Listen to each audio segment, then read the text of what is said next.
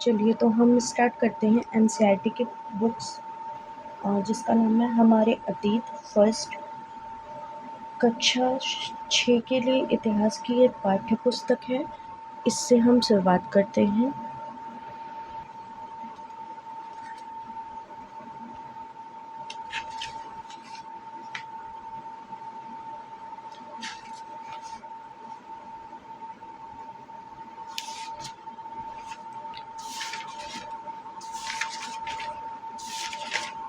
तो जैसा कि यहाँ पे ये सिलेबस दिया हुआ है, क्लास 6 की ये पुस्तक है। यहाँ पे ये first second third fourth fifth six seventh eight ninth tenth chapter दिए हुए हैं। इसमें एक एक करके हम इस चैप्टर को लर्न करेंगे, अच्छे से इसे रिपीट करेंगे। तो ये रहा हमारा पहला चैप्टर। अब हम चलते हैं, इस पहले चैप्टर का हम अध्ययन करेंगे अच्छे से। तो चलिए शुरू करते हैं। पहले चैप्टर का नाम है क्या, कब, कहाँ और कैसे। इस पे एक स्टोरी के माध्यम से इसमें बताया गया है। तो रसीदा का सवाल है इसमें। रसीदा बैठी अखबार पढ़ रही थी। अचानक उसकी निगाहें एक सुर्खी पर पड़ी। 100 साल पहले। वह सोचने लगी कि यह कोई कैसे जान सकता है कि इतने वर्षों पहले क्या हुआ था। ये हिस्ट्री के बारे में बताया है कि रसीदा का एक सवाल था और वह यह अखबार पढ़ रही थी। अचानक उसकी जो निगाहें थी वह एक ऐसी सुर्खी पर पड़ी जो कि 100 साल पहले के बारे में वह सोचने लगी थी कि कोई यह कैसे जान सकता है कि आखिर इतने वर्ष पहले क्या क्या हुआ था, कब हुआ था, कहाँ और क्या हुआ था, कैसे हुआ था। इसके बारे में इसने एक सवाल सोचा अपने मन में। अब कैसे पता लगाएं, इसके बारे में हम जानेंगे। यह जानने के लिए कि कल क्या हुआ था, तुम रेडियो सुन सकते हो, टेलीविज़न देख सकते हो या फिर अखबार पढ़ सकते हो। साथ ही यह जानने के लिए कि पिछले साल क्या हुआ था, तुम किसी ऐसे व्यक्ति से बात कर सकते हो जिसे उस समय की स्मृति हो। मतलब उस समय की अ, याददाश्त एक प्रकार से बोल सकते हैं। स्मृति का मतलब होता है मेमोरी, अर्थात जो याददाश्त होती है। ठीक है, और नज़दीक कर ले रहे हैं, दिखाई दे रहा होगा। समय की स्मृति हो, लेकिन बहुत पहले क्या हुआ था यह कोई कैसे जान सकता है। तो इसके बारे में नीचे पढ़ते हैं। अतीत के बारे में हम क्या जान सकते हैं, मतलब जो पिछले समय में जो चीज़ें बीत चुकी हैं उसके बारे में हम क्या जान सकते हैं, इसके बारे में अध्ययन करेंगे। अतीत के बारे में बहुत कुछ जाना जा सकता है, जैसे लोग क्या खाते थे, कैसे कपड़े पहनते थे, किस तरह के घरों में रहते थे। हम आखेटकों अर्थात जो शिकारी लोग होते हैं उनको आखेटक बोलते हैं। पशुपालकों, कृषकों, कृषि लोग जो होते हैं, शासकों, व्यापारियों, पुरोहितों, शिल्पकारों, कलाकारों, संगीतकारों या फिर वैज्ञानिकों के जीवन के बारे में जानकारियाँ हासिल कर सकते हैं। यही नहीं, हम यह भी पता कर सकते हैं कि उस समय बच्चे कौन से खेल खेला करते थे, कौन सी कहानियाँ सुना करते थे, कौन से नाटक देखा करते थे या फिर कौन कौन से गीत गाते थे। इसके बारे में भी जान सकते हैं। लोग कहाँ रहते थे, अब इसके बारे में अध्ययन करेंगे। मानचित्र 1 पृष्ठ 2 में नर्मदा नदी का पता लगाओ। ये ऐसा टॉपिक दिया गया है जो कि यहाँ पे मानचित्र के बारे में यहाँ पे दर्शाया गया है। इसे हम बाद में देखेंगे, आगे बढ़ते हैं। लोग कहाँ रहते थे। कई लाख वर्ष पहले से लोग इस नदी के तट पर रहते थे। किस नदी पे? नर्मदा नदी। यहाँ रहने वाले आरंभिक लोगों में से कुछ कुशल संग्राहक थे जो आसपास के जंगलों की विशाल संपदा से परिचित हुआ करते थे।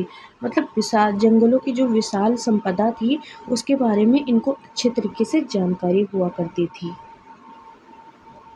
अपने भोजन के लिए वे जड़ों, फलों तथा जंगल के अन्य उत्पादों का यहीं से संग्रह किया करते थे। यहीं से मतलब भोजन प्राप्त किया करते थे। वे जानवरों का आखेट अर्थात शिकार भी किया करते थे। अब आगे भी हम देखते हैं। अब तुम उत्तर पश्चिम की सुलेमान और किरथर पहाड़ियों का पता लगाओ। इस टॉपिक को इसी मानचित्र में नीचे दर्शाया हुआ है, इसमें हम बाद में देखेंगे। इसी क्षेत्र में कुछ ऐसे स्थान हैं जहां लगभग 8000 वर्ष पूर्व स्त्री पुरुषों ने सबसे पहले गेहूं तथा जौ जैसे फसलों को उपजाना आरंभ किया। उन्होंने भेड़, बकरी और गाय बैल जैसे पशुओं को पालतू बनाना शुरू किया। ये लोग गांव में रहते थे। उत्तर पूर्व में गारो तथा मध्य भारत में विंध्य पहाड़ियों का पता लगाओ। ये उत्तर और पूर्व में गारो तथा मध्य भारत में विंध्य पहाड़ियों का पता इसी मानचित्र में दिया गया है, बाद में देखेंगे।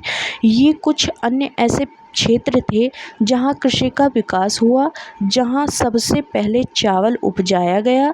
वे स्थान विंध्य के उत्तर में स्थित थे। चलिए यहीं पर हम यहाँ टॉपिक के बारे में देख लेते हैं। जैसा कि इसमें दिया गया है मानचित्र, पहले पृष्ठ 2 में नर्मदा नदी का पता लगाओ। तो नर्मदा नदी इस मैप में यहाँ पर दी गई है, हम दिखा रहे हैं, देख लीजिए। ये यहाँ पर है नर्मदा नदी, नीचे वाले पॉइंट पे। अब यहाँ पर दूसरा टॉपिक क्या छोटा था, उत्तर पश्चिम की सुलेमान और किरथर पहाड़ियों का पता लगाओ। तो ये देखिए, उत्तर और पश्चिम में ये है किरथर पहाड़ी और ये है सुलेमान पहाड़ी, यहाँ ऐसे गई हुई है। तीसरा टॉपिक क्या है, उत्तर पूर्व में गारो तथा मध्य भारत में विंध्य पहाड़ियों का पता लगाओ। तो ये देखिए, गारो पहाड़ियाँ यहाँ पर है और विंध्य पहाड़ियाँ नर्मदा नदी के ऊपर की साइड में है। अब मैप फिल हो गया, आगे हम चलते हैं। चलिए यहाँ पर देखते हैं, मानचित्र पर सिंधु तथा इसकी सहायक नदियों का पता लगाने का प्रयास करो। तो मानचित्र पर हम ये देखते हैं, सिंधु नदी यहाँ पर है और ये जो आसपास सारी नदियाँ हैं ये इसकी सहायक नदियाँ हैं। आगे हम पढ़ते हैं। सहायक नदियाँ उन्हें कहते हैं, अब बात आती है सहायक नदियों की। तो सहायक नदियाँ हम उन्हें कहते हैं जो एक बड़ी नदी में जाकर मिल जाती हैं। सारी नदियाँ जो होती हैं बहते बहते जाकर एक बड़ी सी नदी में मिल जाती हैं, उन्हें हम सहायक नदियाँ कहते हैं। लगभग 4700 वर्ष पूर्व इन्हीं नदियों के किनारे कुछ आरंभिक नगर फले फूले। कहने का तात्पर्य कि 47 वर्ष पूर्व में इन्हीं नदियों के किनारे कुछ ऐसे आरंभिक नगर भी फले फूलते थे, यहाँ पे रहा करते थे, आरंभिक नगर बनाए गए थे यहाँ पे। गंगा व इसकी सहायक नदियों के किनारे तथा समुद्र तटवर्ती इलाकों में नगरों का विकास लगभग 2500 वर्ष पूर्व हुआ था। ठीक है, इन नदियों के किनारे जो समुद्री तट इलाका था वहाँ पे नगरों का विकास कब हुआ था, 2500 वर्ष पूर्व में हुआ था। गंगा तथा इसकी सहायक नदियाँ सोन का पता लगाओ। यहाँ पर हम देखते हैं सोन नदी यहाँ पर है, गंगा नदी यहाँ पर है और ये सारी इसकी सहायक नदियाँ हैं। आगे बढ़ते हैं। गंगा के दक्षिण में इन नदियों के आसपास का क्षेत्र प्राचीन काल में मगध जो कि वर्तमान बिहार में है, वर्तमान समय में बिहार में स्थित कौन सा वो राज्य है, मगध। प्राचीन काल में मगध वर्तमान बिहार में स्थित है। नाम ये काल में मगध के नाम से जाना जाता था। इसके शासक बहुत शक्तिशाली थे और उन्होंने एक विशाल राज्य स्थापित किया था। देश के अन्य हिस्सों में भी ऐसे राज्यों की स्थापना की गई थी। मतलब कि देश के जो विशाल राज्य जो स्थापित किया गया था उसमें देश के अन्य हिस्सों में भी ऐसे कई राज्यों की स्थापना की गई थी। वहाँ पे लोगों ने, आगे बढ़ते हैं, लोगों ने सदैव उपमहाद्वीप के एक हिस्से से दूसरे हिस्से तक यात्रा की।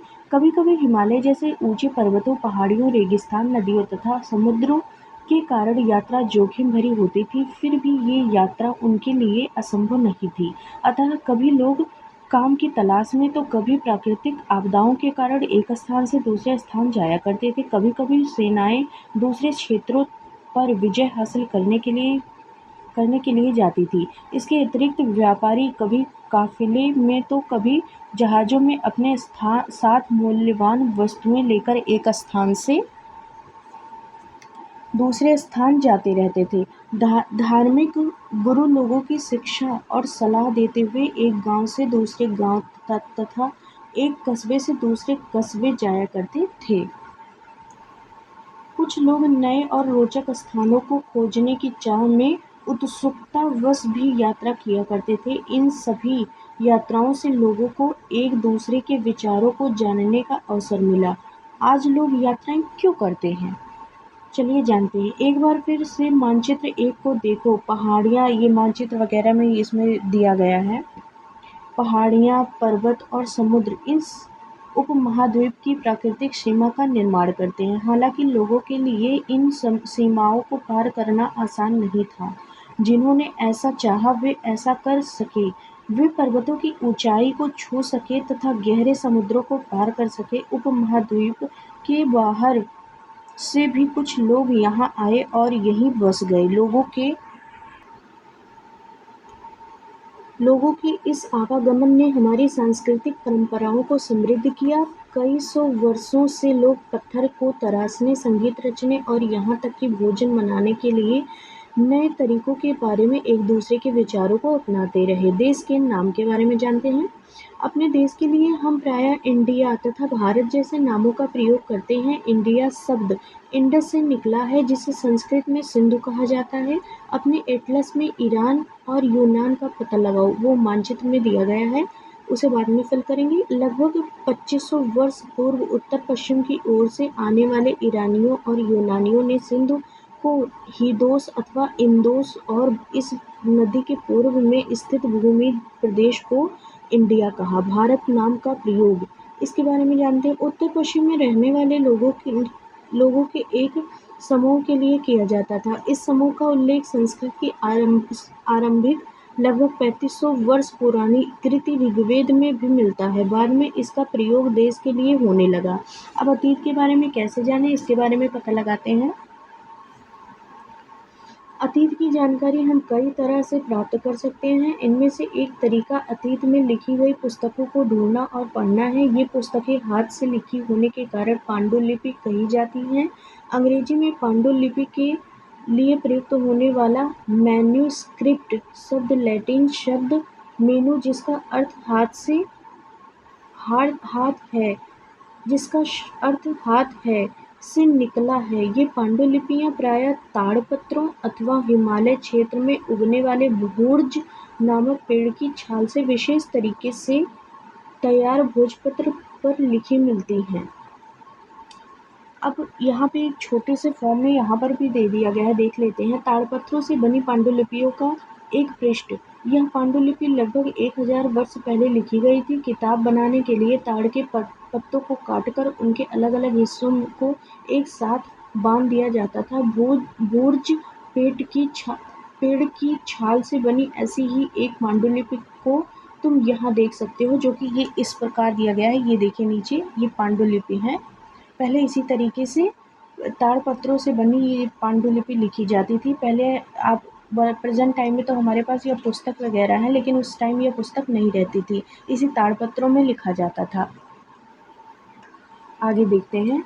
इतने वर्षों में इनमें से कई पांडुलिपियों को कीड़ों ने खा लिया। जो कीड़े मकोड़े रहते थे उन्होंने खा लिया तथा कुछ नष्ट कर दी गई।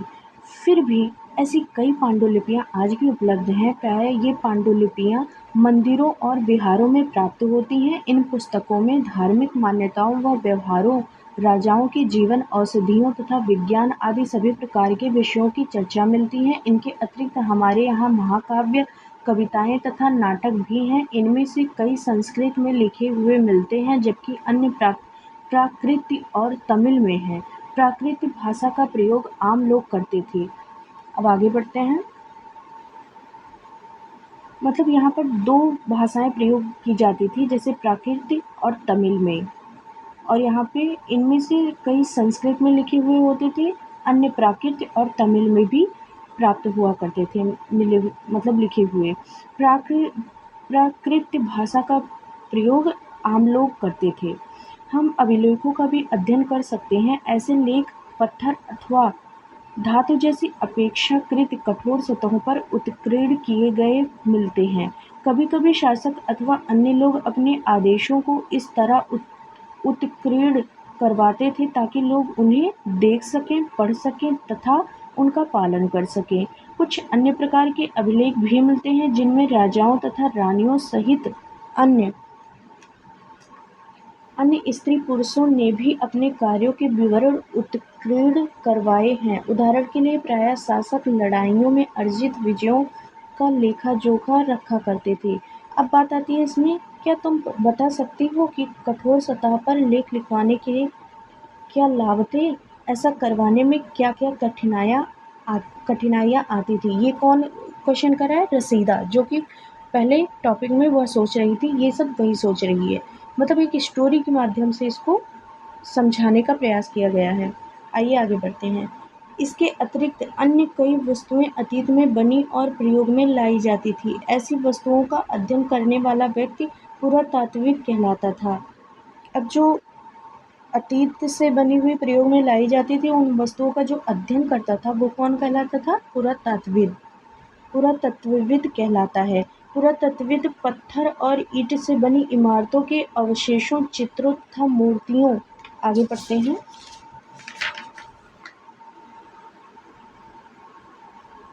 मूर्तियों का अध्ययन करते हैं। वे औजारों, हथियारों, बर्तनों, आभूषणों तथा सिक्कों की प्राप्ति के लिए छानबीन तथा खुदाई भी करते हैं। इनमें से कुछ वस्तुएं पत्थर, पकी मिट्टी तथा कुछ धातु की बनी हो सकती हैं। ऐसे तत्व कठोर तथा जल्दी नष्ट न होने वाले होते हैं। ठीक है, ये इस तरीके से यहाँ पर बना हुआ है, देख लीजिए पैराग्राफ। अब आगे बढ़ते हैं। पुरातत्वविद जानवरों, चिड़ियों तथा मछलियों की हड्डी ढूंढते हैं। ये सब क्या ढूंढते हैं? जानवर, चिड़िया या मछलियों की इन सब की हड्डियां ढूंढते हैं। इससे उन्हें यह जानने में मदद मिल जाती है कि अतीत में लोग क्या खाते थे। वनस्पतियों के अवशेष बहुत मुश्किल से बच पाते हैं। यदि अन्न के दाने अथवा लकड़ी के टुकड़े जल जाते हैं तो वे जले हुए रूप में बचे रहते हैं।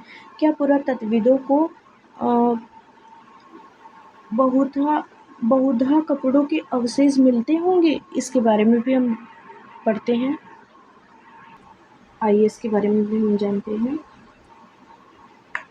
पांडुलिपियों, अभिलेखों तथा पुरातत्व से ज्ञात जानकारियों के लिए इतिहासकार प्रायः स्रोत शब्द का प्रयोग करते हैं। इतिहासकार उन्हें कहते हैं जो अतीत का अध्ययन करते हैं। तो स्रोत के प्राप्त होते ही अतीत के बारे में पढ़ना बहुत रोचक हो जाता है, क्योंकि इन स्रोतों की सहायता से हम धीरे-धीरे अतीत का पुनर्निर्माण करते जाते हैं। अतः इतिहासकार तथा पुरातत्वविद उन जासूसों की तरह हैं जो इन सभी स्रोतों का प्रयोग सुराग के रूप में कर अतीत को जानने का प्रयास करते हैं। आइए अब आगे बढ़ते हैं। अतीत के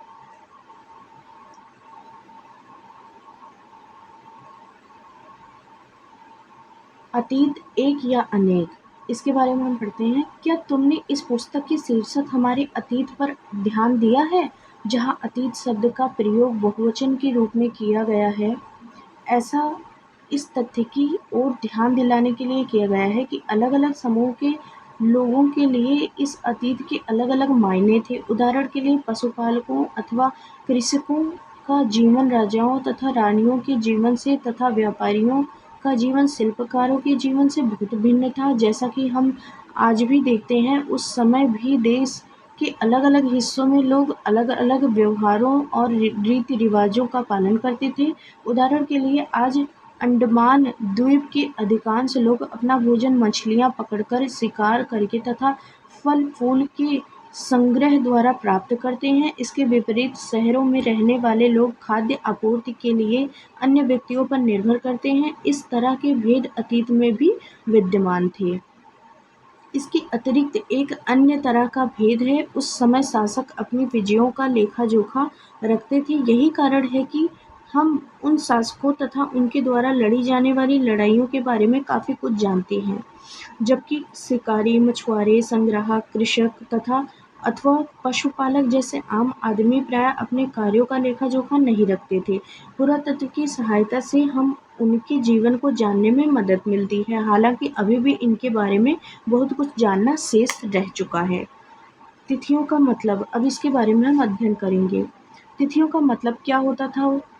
अगर कोई तुमसे तिथि के विषय में पूछे तो तुम शायद उस दिन की तारीख, माह, वर्ष, जैसे कि 2000 या इसी तरह का कोई और वर्ष बताओगी? ये कौन बोल रहा है? रसीदा सोच रही है। अब आगे बढ़ते हैं। वर्ष की यह गणना ईसाई धर्म प्रवर्तक ईसा मसीह के जन्म की तिथि से की जाती है, अतः 2000 वर्ष कहने का तात्पर्य ईसा मसीह के जन्म के 2000 वर्ष के बाद से है। ईसा मसीह के जन्म के पूर्व की सभी तिथियां ईसा पूर्व, ईसा से पहले, ईसा पूर्व का मतलब होता है ईसा से पहले के रूप में मानी जाती हैं। इस पुस्तक में हम 2000 को अपना प्रारंभिक बिंदु मानते हुए वर्तमान से पूर्व की तिथियों का उल्लेख करेंगे। आइए आगे हम पढ़ते हैं। आगे बढ़ते हैं। इतिहास और तिथियां, ये छोटा सा पैराग्राफ यहाँ पर दिया हुआ है, इसके बारे में भी हम थोड़ा सा जान लेंगे। अंग्रेजी में बीसी और हिंदी में क्या बोलते हैं? ईसा पूर्व। अंग्रेजी में इसे बीसी लिखते हैं और हिंदी में लिखते हैं ईसा पूर्व। इसका तात्पर्य है बिफोर क्राइस्ट। इंग्लिश में बीसी का मतलब होता है बी से बिफोर और सी का मतलब होता है क्राइस्ट, साइलेंट हो जाता है सी। बिफोर क्राइस्ट ईसा पूर्व होता है। कभी कभी तुम तिथियों से पहले एडी, हिंदी में ईस्वी लिखा पाती हो। कौन बोल रहा है? कि रसीदा बता रही है सोचकर। यह एनो डोमिनी, एडी का मतलब होता है एनो डोमिनी नामक दो लैटिन शब्दों से बना है तथा इसका तात्पर्य ईसा मसीह के जन्म के वर्ष से है। कभी कभी एडी की जगह सीई तथा बीसी की जगह बीसीई का प्रयोग होता है। सीई अक्षरों का प्रयोग कॉमन एरा के लिए होता है तथा बीसीई का बिफोर कॉमन एरा के लिए होता है। हम इन शब्दों का प्रयोग इसलिए करते हैं क्योंकि विश्व के अधिकांश देशों में जब इस कैलेंडर का प्रयोग सामान्य हो गया, भारत में तिथियों के इस रूप का प्रयोग लगभग 200 वर्ष पूर्व आरंभ हुआ था, तब इसका प्रयोग करते थे। कभी कभी अंग्रेजी के बीपी अक्षरों का प्रयोग होता है जिसका तात्पर्य होता है बिफोर प्रेजेंट, अर्थात वर्तमान से पहले है। ये इन्हीं तिथियों के बारे में बताया गया है। तो और ये चैप्टर यहीं पर एंड होता है और यहाँ पर ये इसके कुछ टॉपिक दिए हो हैं जो कि क्वेश्चन से रिलेटिव हैं, तो इसे हम पहले एक बाई एक करके हम सारे चैप्टर को अच्छे तरीके से रिपीट कर ले रहे हैं, पढ़ लेंगे, उसके बाद इस क्वेश्चन को सॉल्व करेंगे। चलिए फिर नेक्स्ट वीडियो में मिलते हैं अगले चैप्टर के लिए।